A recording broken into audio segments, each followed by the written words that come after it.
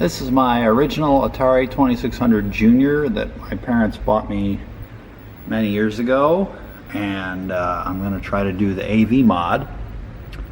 And you can see I've got some Kaboom loaded in here, and you can see the picture is rather fuzzy, and it's also very unreliable. It's looking pretty clear now, but a lot of times it gets very fuzzy. So I'm just going to take the risk and try to apply the AV mod. I bought this 2600 AV mod kit on eBay.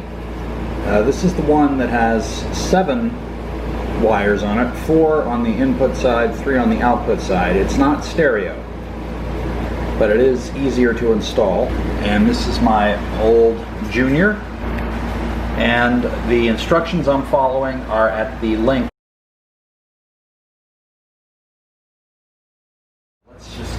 Mine's a bit crufty. This is the original one I had from the 80s, so there's many years of dirt and crap on this, so I am going to clean it off. The first thing they have you do is take out the 5 screws. So what he said to do was tighten it a bit and then undo it. Maybe so. Oh, I think I just broke it. So I think now I'm down to 3 working posts. Oh my goodness. I'm really down. Yeah. In fact, I have no working posts. What do you know? They're all broken off. You never know what you're going to find when you open up an ancient machine like this. This has a lot of dirt on it, which piece of plastic, but he did caution against putting water on this bottom piece, so I will just use a soft cloth because he doesn't want this label to come off. Then there is the famous plastic strip that is the holding the reset and select ribbon cable, and he said that slides right out from the board. Does. And then this thing should slide out too. Oh, there's a guide post first. The switches can be popped off for cleaning. There's 1, 2. There's 1 out. Good. 2. And not destroyed. Good.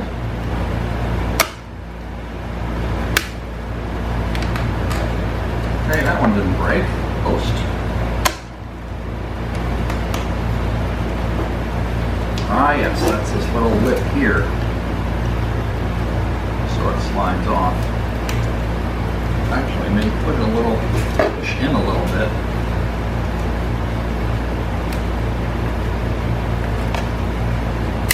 There it is. Now, I said this is extremely brittle and delicate. In fact, the tape is already coming off of it. Yeah. I'm not going to mess with that. But there's some adhesive that has come loose there. It says on there, copyright Atari 1986.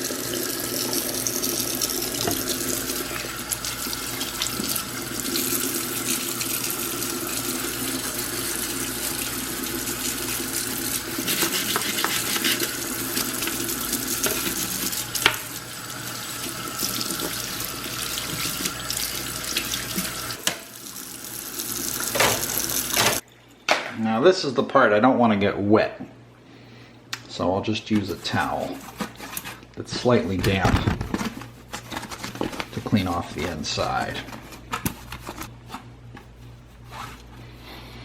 There you go. Serial number 860661449. So for the age of this unit, it's looking in pretty good shape. Very little dust here on the board. Flip up these tabs to get this metal off.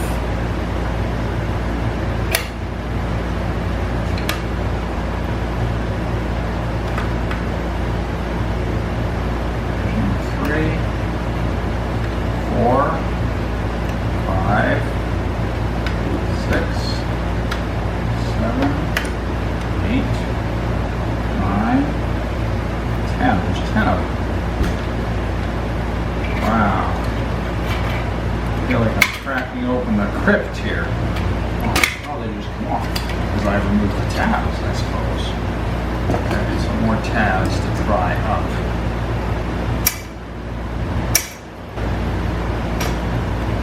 There, that comes right out.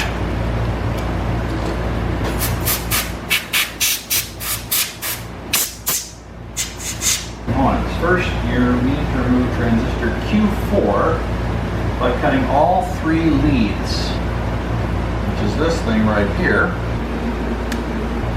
Oh, there it is. Oh, and it says R56 underneath. What do you know? Transistor has 3 leads, of course. Oh, popped right out. I think I'm going to do all the cutting first before I do the solder removal. And now capacitor C33 and resistor R17. Okay, I got rid of R17 there. And this is C33 right here. So I'll do that next.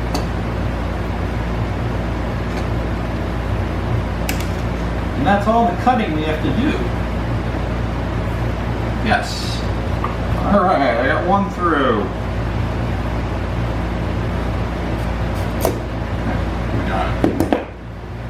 Right. So the kit I bought on the internet has the board already pre-configured with cables, so I'm happy about that. I can just get right on to the next step, which is wiring them. Okay, you can see on the input side with the 4 wires right here, I have, I don't know, maybe 3 inches of lead, and then I've stripped the inner cables to expose the copper. I'll be soldering these onto the board. And on the output side, I have maybe 4.5 inches of lead, and done the same thing in stripping these.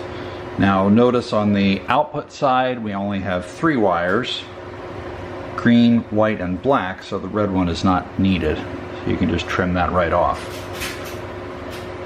So now it's time to start soldering. My first one is the ground, and the Atari engineers have helpfully provided an enormous amount of places to ground on the board through holes. So let's flip this over.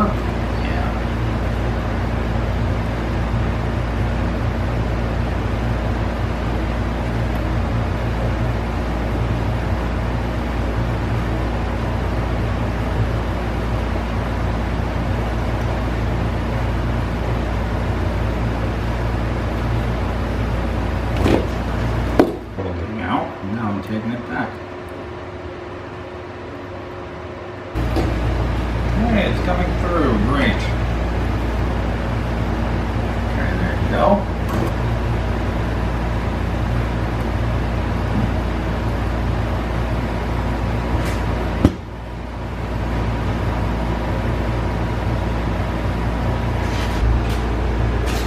Okay, I got all the board inputs soldered in.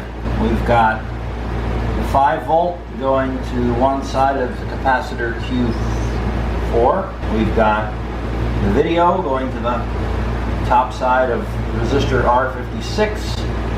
We've got the ground going, the black ground going to the perimeter here, and we've got the white going to A3. I had a lot of trouble with that one. I hope I didn't damage the board. Next up is to drill the holes so we can put on these all-important composite jacks. So I'm going to drill each of the pilot holes 1.5 centimeters apart. So you drill with a 1/8 inch for the pilot hole, and then the actual hole with a 1/4 inch. This is crazy! Drilling a piece of hardware that's 40 years old.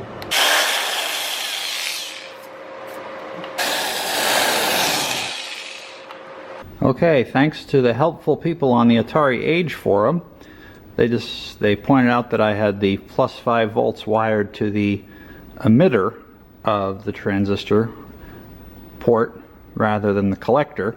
So I moved it, and let's see if it works. We're going to use Kaboom this time here. So let's try turning it on.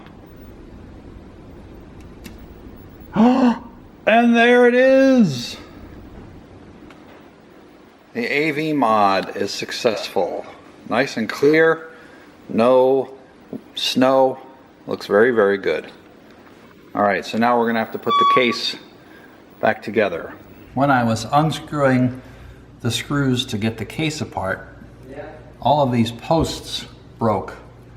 Now, the instructions I was using said to get rid of all these metal parts from the inside, but I don't want to do that. If they saw fit to put them in, I'm going to put them back. But the trick is to have a place for the wires to go out. Let's see if I can fold it all the way back. I think there's enough clearance there. All right. I have bent the wires down a bit. That should be okay.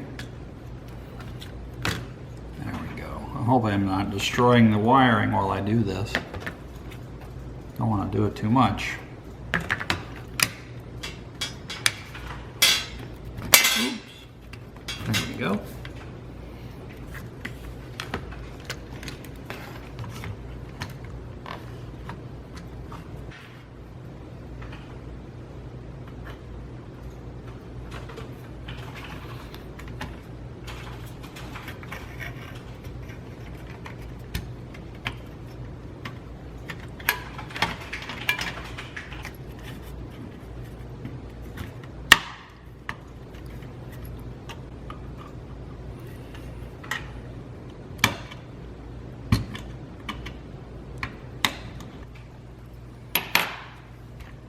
Okay. All right, next we're going to put this final metal piece on the top. Give them a little hit with the needle nose pliers. There we go. That's perfect. Because I don't want to leave it half done. So you can see we got all those tabs nicely tightened all along there. Let's put a toothpick through here, and this one goes here next, and this one goes on top.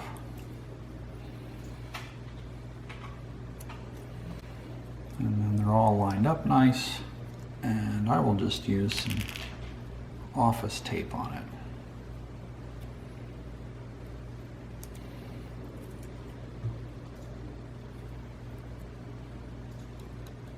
Now we're going to insert this select reset button thing in through the bottom here. Now, is it pulling off in a funny manner? No, it doesn't appear to be. There it is. Okay, and there's that little post, and it's set. There we go. Okay. There it is. All right. That's in.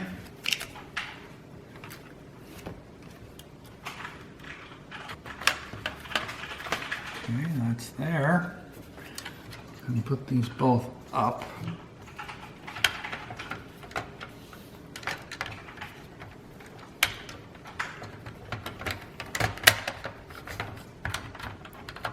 Okay, that's in. Okay.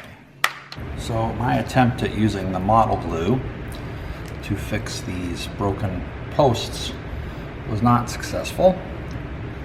So what I did instead was drill holes on the edges here, and I'm going to try to use these machine screws and washers to keep the case halves together.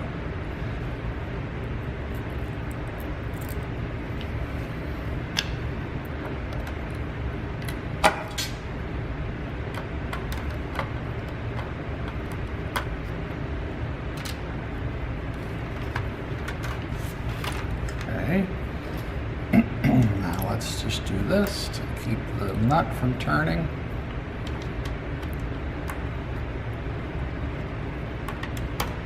That works.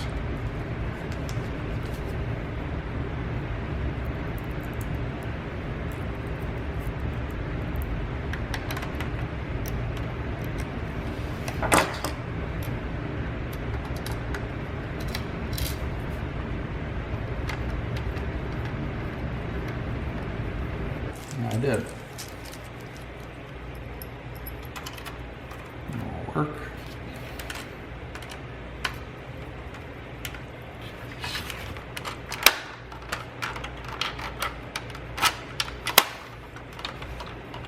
Now this one I'm not going to really tighten too hard because I cracked the case drilling the holes.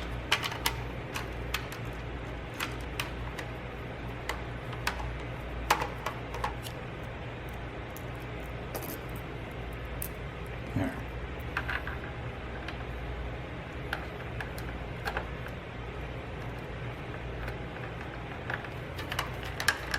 Okay, it feels pretty solid. Let's plug it in and see if it still works. Okay, so we plugged it in and turned it on, and we have it working. You see, you got a nice picture there.